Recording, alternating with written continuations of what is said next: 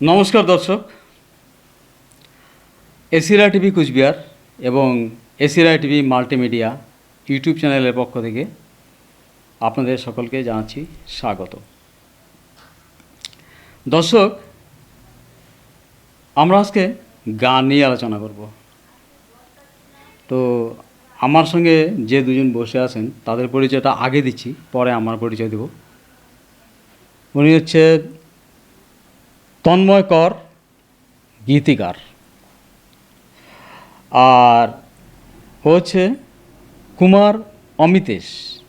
নমস্কার। এটা হচ্ছে আমার দেওয়া নাম, অ্যাকচুয়ালি নাম হচ্ছে অমিতেশ সরকার, কিন্তু যখন কোনো শিল্পী মঞ্চে ওঠে তার একটু আলাদাভাবে শোনানোই ভালো নামটা, সম্মানের শিল্পী হিসাবে আর কি।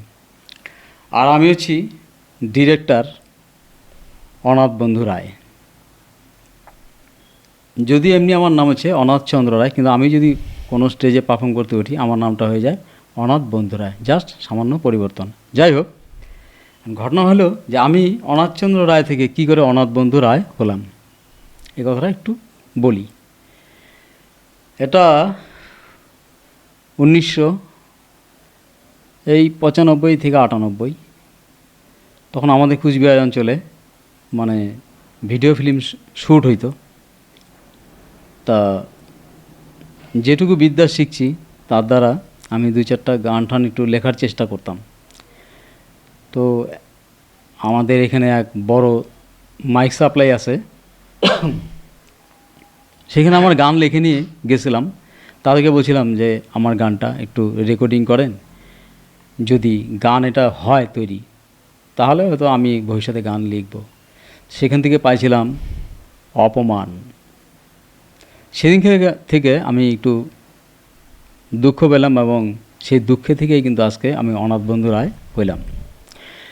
তারপর আমি অনেক গান লিখলাম, লিখে কুচবিহারে এক ছোট্ট আর কি রেকর্ডিং যেখানে হয় এরকম জায়গায় আমি আমার গান রেকর্ডিং করাই এবং আমার কনফিডেন্স আসে যে আমি গান লিখতে পারবো।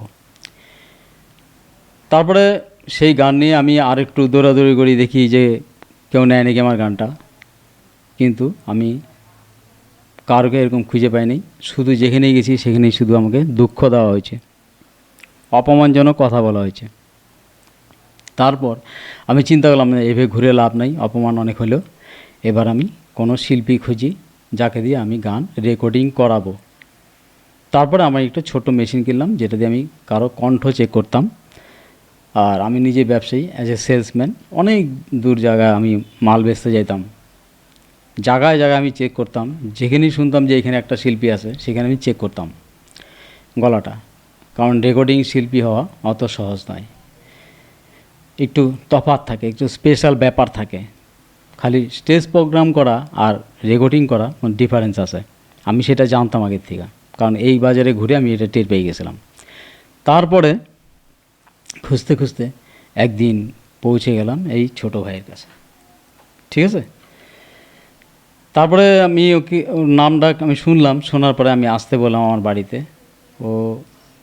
ওরও মনে ব্যথা, শিল্পীদের শুধু ব্যথা দেওয়া হয়, বিভিন্ন অ্যাঙ্গেল থেকে ব্যথাটা আসে আর কি। যাই হোক, এটা আমাদের প্রাপ্তি পাইলাম। ওর জীবনে এরকম হয়েছিল আর কি, ও গান স্টপ করেছিল, বলছিল প্রতিজ্ঞা করছিল আর কি, জীবনে কোনো দিন গান করবে না। তারপরে আমি ওর প্রতিজ্ঞাটা ভাঙাই যে অন্ততপক্ষে তুমি স্টেজ প্রোগ্রাম না করো, আমার এখানে রেকর্ডিংটা তুমি করে দাও, দেখি আমার আইডিয়াটা ঠিক কিনা। তারপরে আমি যতটুকুর সঙ্গে আলাপ করে বা আমার কাছে একটা ইন্টারভিউ দিয়েছিল প্রথম, তার থেকে আমি কনফিডেন্স এসে গেলাম যে ওর দ্বারা রেকর্ডিং হবে। তারপরে আমি নিয়ে গেলাম রেকর্ডিংয়ে। সেখানে গিয়ে ওর যে পারফরমেন্সটা ছিল সেই পারফরমেন্সে আমি কিন্তু অবাক হয়ে যাই, এবং আমার যে ধারণাটা সত্যি, আমারও একটা বিরাট কনফিডেন্স আসে এবং ওরও কনফিডেন্সটা আসে যায় যে না, গান রেকর্ডিং হবে।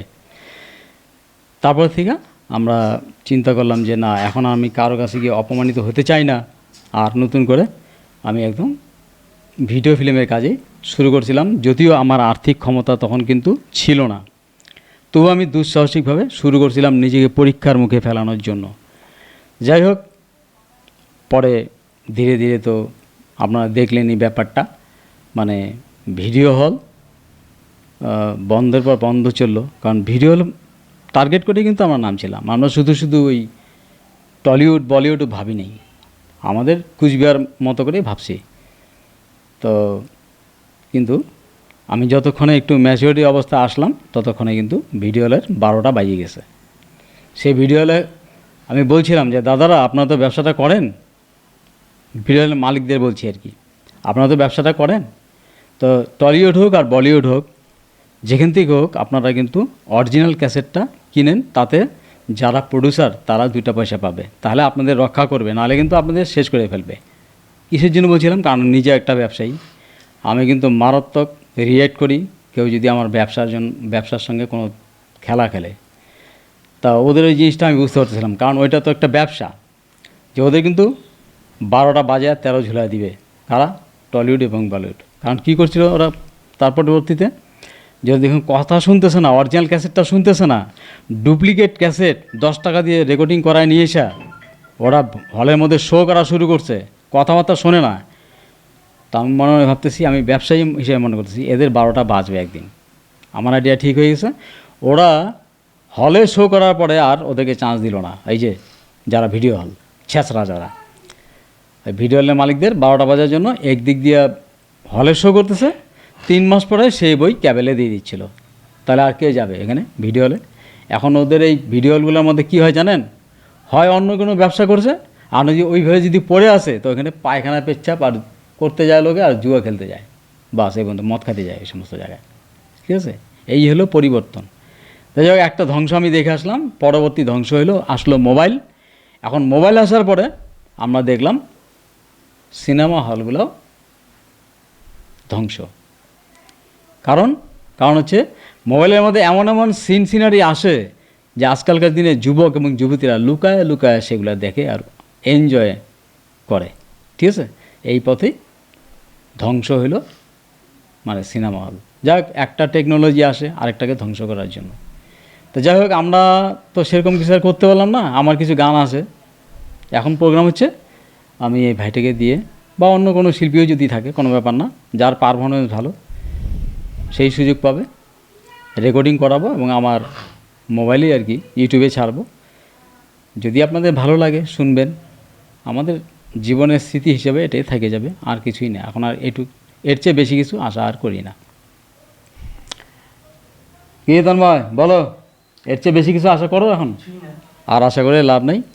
তবে একজন শিল্পী, হ্যাঁ হ্যাঁ লিখে যাবে, এটা হচ্ছে নেশা। ঠিক আছে, শিল্পীর নেশা মানে 1 বোতল মাল খেলে যা নেশা হয় না, একটা গান করলে পরে বাস ঠান্ডা। আমাদের এটাই হচ্ছে আত্মার শান্তি। আমরা ওই জন্যই এই মানে গান টানগুলো লিখি বা করি। ঠিক আছে, তা আমার তো বয়স হয়ে গেছে, গান করার মতো বয়স নাই। আর আমাদের ভাইটা এখনও আছে, যদি আমি সুযোগ পাইতাম দেখবেন ওর মধ্যে স্পেশালিটি কী আছে, কেন আমি ওকে নির্বাচন করছিলাম। ঠিক আছে, সেটা স্যাম্পেল ও দেখাবে, চেষ্টা করবে নিশ্চয়ই। তো বলো, আমি যেগুলো কথা বললাম সেই কথাগুলো কি কিছু ভুলটুল বললাম নাকি? না না, অ্যাকচুয়ালি এরকমই তো হয়েছিল নাকি? হ্যাঁ অবশ্যই অবশ্যই। আচ্ছা, এরকম হয়েছিল। আচ্ছা, তাহলে পরে এর মধ্যে আমার নতুন গান রেকর্ডিং হয়ে আছে, ওর 2টা ছাড়ছি, একটা জুবিনকে নিয়ে আর হলো একটা ছাড়ছি আমাদের দেশের পরিস্থিতি নিয়ে। এই যে ভোটের আগে মমতা যে অত্যাচার শুরু করছিল তার উপরে বেশ করে গান লিখছিলাম। তো 2টা ইউটিউবে আপলোড দেওয়া আছে, আপনারা পারলে শুনবেন। এসিরা টিভি কুচবিহার ইউটিউব চ্যানেলে সার্চ করে দেখবেন। আর চ্যানেলটা পারলে সাবস্ক্রাইব করবেন, লাইক শেয়ার একটু করবেন, নাহলে পরে আমাদের এই নেশাটা এই পর্যন্তই থাকবে। আচ্ছা, তাহলে পরে যেগুলো নতুন গান সেটা তো এই মুহূর্তে শুনতে পারবো না, আপলোড দিব তারপর শুনবেন।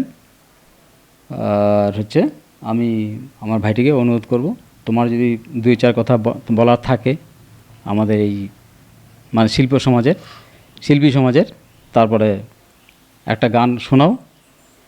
হ্যাঁ, গানের উপরে যেটা মনের আবেগ দিয়ে একটা গান গাইছে কুমার শানু। আমি জানি তুমি কুমার শানুর গানই পছন্দ করো, তোমার সঙ্গে ম্যাচিংও আছে।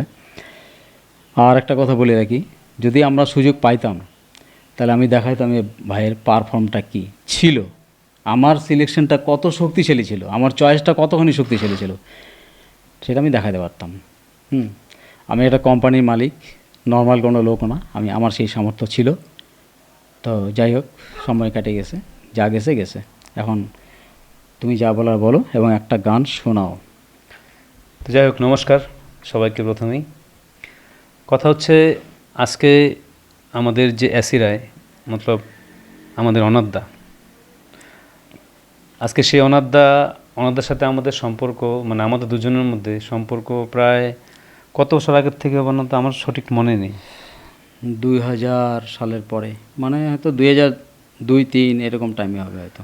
তো যাই হোক, মনে হয় আমি কোথাও কোনো এক জায়গায় পড়েছিলাম আর কি, যে আমি গান গাই, মানে স্টেজ পারফরমেন্স মানে ওরকম ব্যাপার কোনো ছিল না, পাড়াতে আর কি, হ্যাঁ পাড়াতেই, মানে এদিক সেদিক যত মানে বাড়ির কাছে আর কি। সেটা বাড়ির পাশাপাশি, সেটা প্রত্যেক গ্রামেই এরকম আমার মতো শিল্পী পড়ে থাকে। মানে পিকনিক করার সময় একটু মাইকের সুযোগ পাওয়া যেত না, সেইটা ব্যবহার করতো। হ্যাঁ, ওরকম- বা একটা ছোট্ট পূজা হচ্ছে, একটু কালী পূজা হচ্ছে বা কিছু হচ্ছে, ঠিক আছে, দুই একটা গান গায়ে নিলাম হ্যাঁ, দুইটা- শখে, কেমন মানে হয় শখ। দেখি, নিজেকে পরীক্ষা করা আর কি, কারণ সেটাই গান করতো। গান হচ্ছে, গান সবাই গায়, এমন না যে শুধু স্টেজে উঠলাম, স্টেজ পারফরমেন্স করলাম, সেটাকে যে শিল্পী বলা হয় সেটা ভুল কথা। কারণ গান হচ্ছে প্রত্যেকটা লোকেই গান করে, গুনগুন গুনগুন গান সবাই করে, একটা ছোট্ট বাচ্চার থেকে শুরু করে আজকে বৃদ্ধ বয়স্ক অবধি। কারণ গান হচ্ছে এমন জিনিস, সেটা আবেগে যে কখন কার মুহূর্ত, মানে মনের ভিতর কখন কোন গান আসবে সেটা কেউ বলতে পারে না। সেরকম ওই গুনগুন করাই বলতে পারেন আপনারা, যে তখন আমি গুনগুনই করতাম, যে ইচ্ছা হচ্ছে আমি গান করি। কিন্তু সেই সময়ে মানে আমার এই দাদা আমাকে গিয়ে বলল যে, মানে তোমার ভয়েসটা আমি একটু মানে পরীক্ষা করার মতো, মানে পরীক্ষা করব, তো একটু যদি তুমি আমাকে শোনাও। তখন একটা মানে ট্রেপ রেকর্ডার ছিল, তখন অডিও ক্যাসেট ছিল, ট্রেপ রেকর্ডার জায়গা বলা হয়। ওই ট্রেপ রেকর্ডারে তখন দাদা আমাকে আমাদের বাড়িতে গিয়ে, তো আমার কাছ থেকে মানে আমাকে বললো গান করতে, আমি গান করেছি। তো করার পর দাদা বললো যে হ্যাঁ ঠিক আছে, তারপরও আরও অনেক কিছু করতে হবে। দাদা অনেক কিছু আমাকে শিখিয়েছে। কিন্তু আমার জীবনে প্রথম আমি ওই গুনগুন করার থেকে মানে ওই ব্যাপারটা ডাইরেক্ট রেকর্ডিংয়ে নিয়ে গেলাম। হ্যাঁ, এটা হলো আলাদা একটা অনুভূতি। মানে গুনগুন করা কি, সবাই গুনগুন করে। সে আপনি যদি গান নাও করেন, আপনার যে কোনো যদি বলো যে আমি তো গান করি না, মানে এটা ভুল। বাঙালি তো বাংলা ভাষার মধ্যে ভাব আছে, হ্যাঁ, সেটা হ্যাঁ। সুর হয়ে বের হয়ে আসে। হ্যাঁ, সেটাই তো গান। যদি কেউ বলে যে আমি গান করি না, ভুল। প্রত্যেকটা মানুষ, আমি মনে করি প্রত্যেকটা মানুষই গান করে। গুনগুন করা মানে গান করা।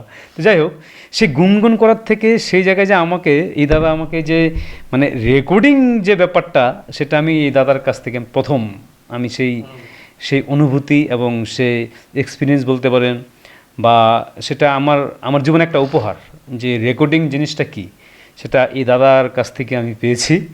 যে রেকর্ডিং জিনিসটা কি সেটা পেয়েছি, সেটা আমাদের কোচবিহারেই। তো যাই হোক, ওই রেকর্ডিংয়ের থেকে আমি অনেক কিছু শিখতে পেরেছি, দাদার কাছ থেকে অনেক কিছু শিখেছি, আজও শিখছি, শেখার কোনো শেষ নেই।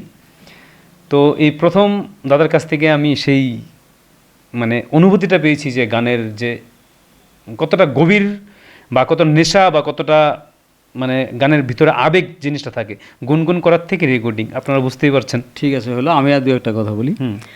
তারপরে আমার ফার্স্ট রেকর্ডিংয়ের পরে ওর যখন কনফিডেন্সটা এসে গেল, তো এমনি অন্য যারা শিল্পী যারা বাজায় ছিলেন, ম্যানুয়াল রেকর্ডিং ছিল, তারপরে ওরা ওকে নিয়ে অনেক আনন্দ করছে বা আকর্ষিত হয়েছে ওর দিকে। আমার এটা মানে সফলতা, কারণ আমি চিনতে পারছি সেই জিনিসটা, সেই জন্যই তো এটা হলো না। তারপরে সেইখান থেকে অন্য যারা কুচবিহারের যারা লেখক আছে ছোট বড়, তারা প্রত্যেকে ওকে দিয়ে গান রেকর্ডিং করাইছে অনেক। তাহলে দিনের পর দিন এক্সপিরিয়েন্স কিন্তু বাইরেই গেছে, চলতে এক সময় ওরা কিন্তু বসে পড়ছে যারা রেকর্ডিংটা করাইছে। কিন্তু আমি একটা এমনই লোক, আমার নেশা আজও কাটে নাই, সেই জন্য আমি এখনও এই গানের লাইনে আসি আমি, ঠিক আছে। তাহলে সেই হিসেবে আমি বলছি, ওই যে আমিও লেখি, মানে আমরা হচ্ছে পাপড়ি আর কি, ও পাপড়ি, আর ওকে বলছি ফুল, মাঝখানে বসাইছি এই জন্য। হ্যাঁ, না এটা ভুল। ফুল মাঝখানে থাকবে, পাপড়ি সাইডে থাকবে, ধরে রাখবে ফুলকে, এইটাই তো। হয়তো আমাদের রেকর্ডিং করা গানে দু একটা হয়তো টান দিবে, আর আমি প্রথম বলবো যেটা ওর ভালোবাসার গান, যাকে লক্ষ্য করে ও গুনগুনটা করতো, সেটা হচ্ছে কুমার শানু। হুম। সেই কুমার শানুর একটা গান প্রথমে করবে, পরে বাকিটা আমি অনুরোধ করছি ওকে। ঠিক আছে, অবশ্যই। মানে কুমার শানুর গান সত্যি আমার আবেগ, এবং মানে আবেগ বিবেক বলতে পারেন। কুমার শানু, নমস্কার। কুমার শানুর গান গাইতে আমার ভালো লাগে, আর সব শিল্পীরই গান ভালো লাগে, এমন কোনো শিল্পী নেই যে ভালো লাগে না। যাই হোক, তো কুমার শানুর গান যেহেতু দাদা একটা রিকোয়েস্ট করেছে, তো যেহেতু সঙ্গীত জগতের লোক, তাই না, যাই হোক, একটা গীত সঙ্গীত একটা মানে ছবি হয়েছিল, সেই ছবির একটি গান আমি গাইছি। এখানে আমাদের কোনো বাজনা কিন্তু নাই, অনেকটা ফাঁকা ফাঁকা লাগবে, জাস্ট আমি ওর টোনটাকে হাইলাইট করার জন্য আমি পদক্ষেপটা নিলাম, ঠিক আছে। তো যাই হোক, দাদা হয়তো রাগ করবে, কারণ আজকে 2003 কোথায়, আজকে 2026, মানে প্রায় 23 বছর, হ্যাঁ 23 বছর পরে, হ্যাঁ, রজত জয়ন্তী বর্ষ প্রায় হতে চলল, পার হয়ে গেছে। হ্যাঁ, যাই হোক, হ্যাঁ, ঠিক আছে, গানটি শোনাচ্ছি। আমি কিন্তু বাজাতে পারি না, আমি জাস্ট ওকে একটু ঠেকাটা দিব আর কিছুই না। ঠিক আছে, দেখি ব্যালেন্স করে আর কি টাইমিংসটা দিব আর কি। ভুল হলে সবাই মাফ করবেন। হুম। গীত সঙ্গীত,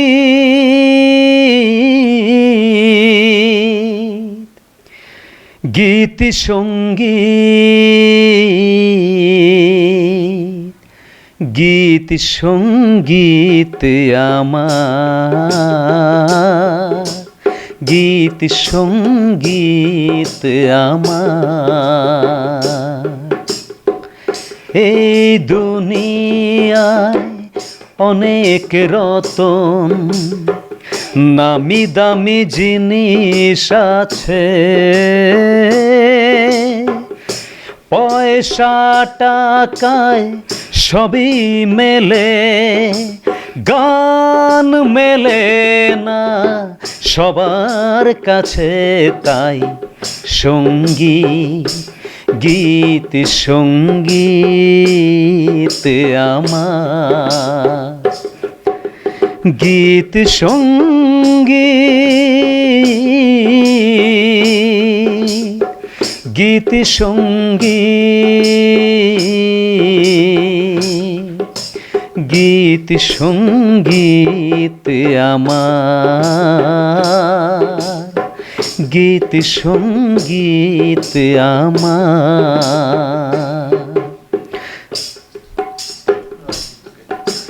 তুচ্ছ যে তাই পয়সা টাকা, গান বিনে যে সবই ফাঁকা,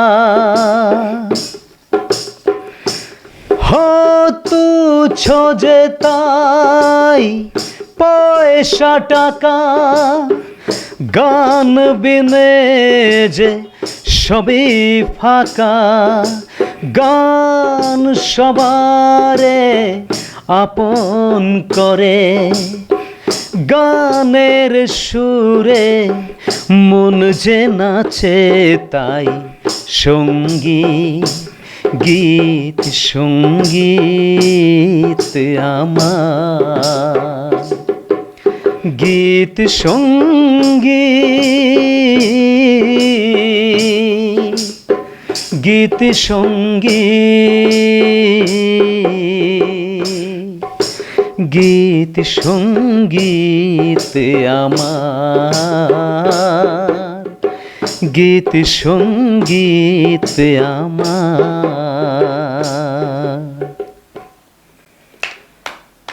তাহলে শুনলাম, এখন আমি যেহেতু ডিরেক্টর, গান তৈরি করি নতুন, তাহলে আমাকে দু একটা কথা বলতেই হচ্ছে। ভাইয়ের আগে ভয়েসের যে একটা টেম্পার ছিল, কাজে কমে থাকে, হার্ট কাজ করে আমি জানি, তো যে টেম্পারটা ছিল সেই টেম্পারটা কিন্তু আর আজকের মতো নাই। এখন রেওয়াজ করলে কি হবে সেটা কিন্তু আমি জানি না, কিন্তু রেওয়াজ কিন্তু করে না, ঠিক আছে, এটা আমি জানি। যেটুক সাধারণভাবে সেটুকুই শোনালো, কেমন হলো আমরা জানি না কিছুই। আপনারা শুনবেন, কমেন্ট করে জানাবেন কেমন হলো। যাই হোক, কিন্তু 2003 থেকে 2026 এটাও দেখতে লাগবে। হ্যাঁ, কারণ তো তুমি অনেক অনেক 2003 থেকে পার্থক্য। 26 তো সেটা মাঝখানে অ্যাকচুয়ালি আমাদের তোষা নদীতে অনেক জল গড়ায় গেছে, মাইনাস হয়ে গেছে, তা ওর টোনের যে ক্ষমতাটা আমার বিচারে কমে গেছে। কিন্তু রেওয়াজ করলে শিল্পী কিন্তু হারায় না, আবার কিন্তু ধার দিলে মরিচা পড়লে আবার কিন্তু ধার হয়ে যাবে, সেটুকু কনফিডেন্স আমার আছে। এখন ঘটনা হলো, এটা ওর কুমার শানুর গান শুনলো, কারণ আমার লেখা গান হ্যাঁ অনেক কটাই হয়েছে, কিন্তু তার মধ্যে যেটা আমি আপলোড দিছি এসিরাই টিভি ইউটিউব চ্যানেলে, সেখান থেকে একটা শোনাতে বলছি, দেখেন আমার গান কেমন। গাও একটা। আপলোড কোনটা, মানে ওই যে জুবিন স্যারকে নিয়ে যেটা? ঠিক আছে। জুবিন গার্গ। ও জুবিন কই রে, কথা মনে আছে? হ্যাঁ, মানে এই গানটা বরাবর গাওয়া হয় না, মানে রেকর্ডিং করে ছেড়ে দিছে, কিন্তু আর কোনো স্টেজ পারফর্ম করলে পরে জিনিসটা তো মুখস্থ থাকে, কিন্তু সেটা তো করা হয় নাই, সেটা তো করা হয়নি না, যার জন্য কতটুকু পর্যন্ত গাইতে পারবে আমি জানি না, দেখি কীরকম পারফর্ম করে আজকে। ঠিক আছে, চালু করো। ও জুবিন কই রে, ও জুবিন কই রে, তোর মুখে আর গান শুনবো না। ও জুবিন কই রে, তোর মুখে আর গান শুনবো না। আমরা হলাম গ্রামের মানুষ, আমরা হলাম গ্রামের মানুষ, কেমনে বানাই কথার ফানুস, মনটাকে শান্তি দিতে, প্রাণটাকে জুড়িয়ে নিতে, কথা সুর কই রে, আমাদের প্রাণ ভরে না। ও জুবিন কই রে, তোর মুখেও আর গান শুনবো না। ও জুবিন কই রে, তোর মুখেও আর গান শুনবো না। ব্যান্ডের যুগ চলছে আজ, মাইকে যেন পড়ছে বাজ, গানের ঢঙে পাড়া পড়শির কপালে তিনটা ভাঁজ। ব্যান্ডের যুগ চলছে আজ, মাইকে যেন পড়ছে বাজ, গানের ঢঙে পাড়া পড়শির কপালে তিনটা ভাঁজ। হারিয়ে গেলেন কিশোর কুমার, হারিয়ে গেলেন কিশোর কুমার, যিনি ছিলেন আমার তোমার। আশালতা কই রে, আমাদের প্রাণ ভরে না। ও জুবিন কই রে, তোর থেকেও আর গান শুনবো না। ও রসের গান রে, তোর থেকেও আর গান শুনবো না। ঘরে আছে কম্পিউটার, ঘরে আছে কম্পিউটার, সে নিল হিসাবের ভার, ভাষা বিজ্ঞান ভোগে গেল, কাজ নেই সেই কবিতার। ঘরে আছে কম্পিউটার, সে নিল হিসাবের ভার, ভাষা বিজ্ঞান ভোগে গেল, কাজ নেই সেই কবিতার। কেবল টিভি ঘরে ঘরে, কেবল টিভি ঘরে ঘরে, গেল সবার মাথা ঘুরে, নতুন কবি নাই রে, কবিতায় রস ঝরে না। ও রসের গান রে, তোর থেকেও আর রস ঝরে না। ও জুবিন কই রে, তোর মুখেও আর গান শুনবো না। আমরা হলাম গ্রামের মানুষ, আমরা হলাম গ্রামের মানুষ, কেমনে বানাই কথার ফানুস, মনটাকে শান্তি দিতে, প্রাণটাকে জুড়িয়ে নিতে, কথা সুর কই রে, আমাদের প্রাণ ভরে না, আমাদের প্রাণ ভরে না। হ্যাঁ, চোখেতেও জল আসে না। কিছু ওয়ার্ড ভুল আছে, মানে মনে নেই আর কি, উল্টা পাল্টা হচ্ছে, লিরিক্সটা সামনে পড়ে গেল তো। হুম, ঠিক আছে হইলো, কারণ এটা রেওয়াজে থাকার অনেক বড় ব্যাপার আছে, এটা সহজ কথা নাই ভাই গাওয়া। আচ্ছা আচ্ছা, ও মা গো মা, ও মা গো মা, হ্যাঁ হবে। ও মা গো মা, মা মাটির মা, মানুষ কুলে জন্ম নিয়েও মানুষ হলাম না। হবে। দর্শক, আমাদের রাজ্যে একটা স্বৈরাচারী মহিলা এতদিন মুখ্যমন্ত্রী ছিলেন। তো তিনি নিজের ইচ্ছা মতো, খেয়াল খুশি মতো রাজ্যটাকে চালাতে গিয়ে একদম বাঙালিকে একদম ভারতের অন্য অন্য রাজ্যের পায়ের তলায় নিয়ে রেখে দিয়েছিলেন। এটা আমাদের অপমান, সহ্য করতে পারতেছিলাম না। তারপরে আমি একটা গান লিখি, ওই আজকে থেকে মোটামুটি 5-6 মাস আগে। গানটা আমার প্রতিবাদী গান ছিল, মমতা ব্যানার্জি যে মানে অপদার্থতা তার এগেনস্টে। প্রেক্ষাপট ওরকমই ছিল, যে প্রেক্ষাপট আমি পাইছি সেই প্রেক্ষাপটের উপরে গানটা লিখছি। চুরি চামারি ঘুষ খাওয়া, যেটার জন্য বাঙালি সমাজ আজ পদদলিত। তাহলে এইরকমভাবে যদি একটা প্রশাসক আমরা বারে বারে পাই, তাহলে কিন্তু আমরা আরও অধঃপথে যাব। এখন আমরা সরকার চেঞ্জ করলাম, আমাদের সরকার এখন ভালো কাজ করছে। আমি আশা রাখি আমাদের বর্তমান মুখ্যমন্ত্রী শুভেন্দু অধিকারী মহাশয় আমাদের বাঙালি সমাজকে এই গর্ত থেকে টেনে তুলতে পারবেন। তা গানটা আমি কিন্তু একটা ছোট্ট নাটকের মাধ্যমে আমাদের এই এসিরায় টিভি ইউটিউব চ্যানেলে ছেড়েছিলাম। সেখানে সেরকম আমি মানে গানটার যে একটা প্রচার সেরকম পাই নাই। তা যে শিল্পী সেই গানটা রেকর্ডিং করেছিলেন আপনাদের সামনেই বসে আছে, কুমার অমিতেশ। আমি আজকে আবার ট্র্যাক মিউজিকে গানটা শোনানোর চেষ্টা করব, কারণ হচ্ছে এটা যেহেতু আমার নিজের ট্র্যাক, কপিরাইট হওয়ার কথা না। দেখি ট্র্যাকের সাহায্যে আমি গানটা শোনাচ্ছি। চালু করো অমিতেশ।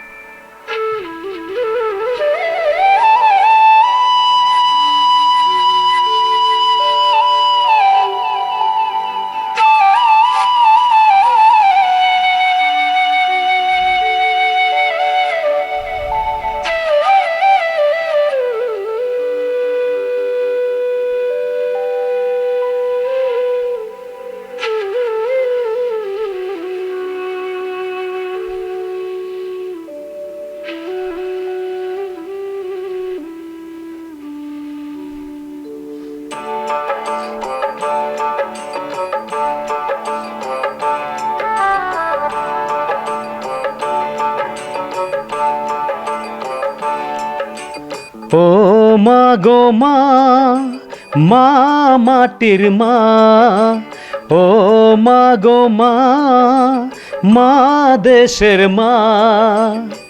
মানুষ কুলে জন্ম নিয়েও মানুষ হলাম না, মানুষ কুলে জন্ম নিয়েও মানুষ হলাম না। ও মা গো মা, মা মাটির মা, ও মা গো মা, মা দেশের মা।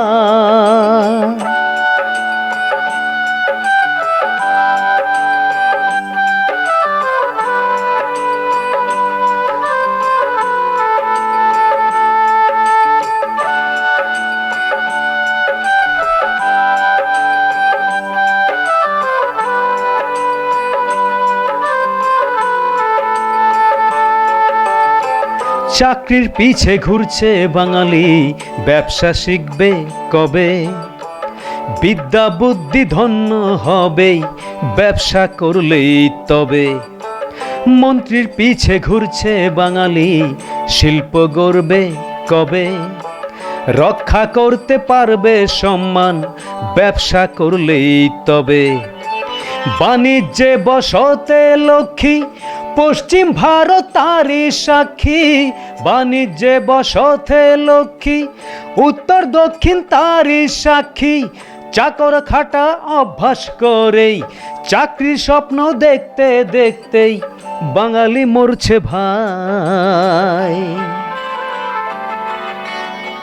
লজ্জা শরম নাই বাঙালির, লজ্জা শরম নাই। ও মা গো মা, মা মাটির মা, মানুষ কুলে জন্ম নিয়েও মানুষ হলাম না।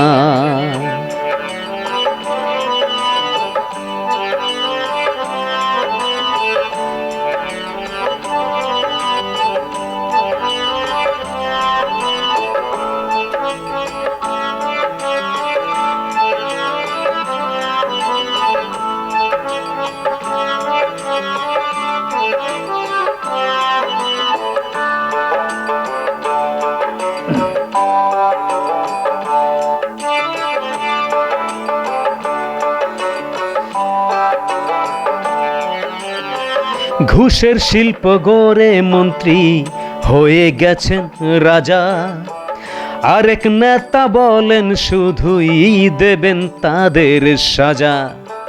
ঘুষের টাকা দিয়ে মন্ত্রী খাচ্ছে ইলিশ ভাজা, মূর্খ বাংলার পোলা পানে খায় যে মদার গাজা।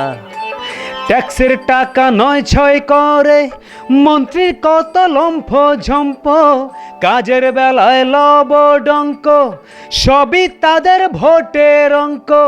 বাঙালি শুধু কেঁদেই যাবেই, চাকরির স্বপ্ন দেখতেই দেখতে শুধরাবে না ভাই।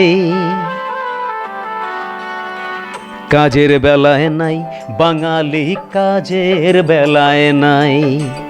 ও মা গো মা, মা মাটির মা, ও মা গো মা, মা দেশের মা। মানুষ কুলে জন্ম নিয়েও মানুষ হলাম না, মানুষ কুলে জন্ম নিয়েও মানুষ হলাম না, মানুষ কুলে জন্ম নিয়েও মানুষ হলাম না। নমস্কার। তো আমরা শুনলাম একজন শিল্পী যিনি এই গানটা নিজেই রেকর্ডিং করেছিলেন। গানটি আমি লিখেছিলাম, সুর আমিই করেছিলাম। তা যদি আপনাদের উৎসাহ থাকে, যদি আপনারা সাবস্ক্রাইব করেন, কমেন্ট করে জানান এই ধরনের গান আরও শুনতে চান, তাহলে আমি অবশ্যই লেখার চেষ্টা করব। হ্যাঁ, আর ও ভাই আছে, ও লেখার চেষ্টা করবে। ঠিক আছে? গান মানুষকে আবেগে ভাষায়, গান মানুষের মনের দুঃখের কথা বলে, সুখের কথা বলে, ভালোবাসার কথা বলে। তাই বাঙালির যে ভাষাটা, সেটা হচ্ছে গান তৈরি হয় ভালো, তালের সঙ্গে মেলে ভালো। ঠিক আছে? তাহলে আমরা কেন গান শুনতে চাই না? নিশ্চয়ই শোনা উচিত। তবে এই ধরনের গান তো আমরা নিশ্চয়ই স্টেজে গাবো না, এটা পার্টি বেসিক গান হয়ে যায়। অন্য অন্য গান নিশ্চয়ই আমরা গাবো। তা আমাদের সাপোর্ট দিবেন, অন্ততপক্ষে লাইক, শেয়ার, কমেন্ট আর সাবস্ক্রাইবটা করবেন, তাহলে আমরা নিজেকে ধন্য মনে করব। নমস্কার। আজকের জন্য অনুষ্ঠান এখানেই রাখছি। ভালো থাকবেন, সুখে থাকবেন।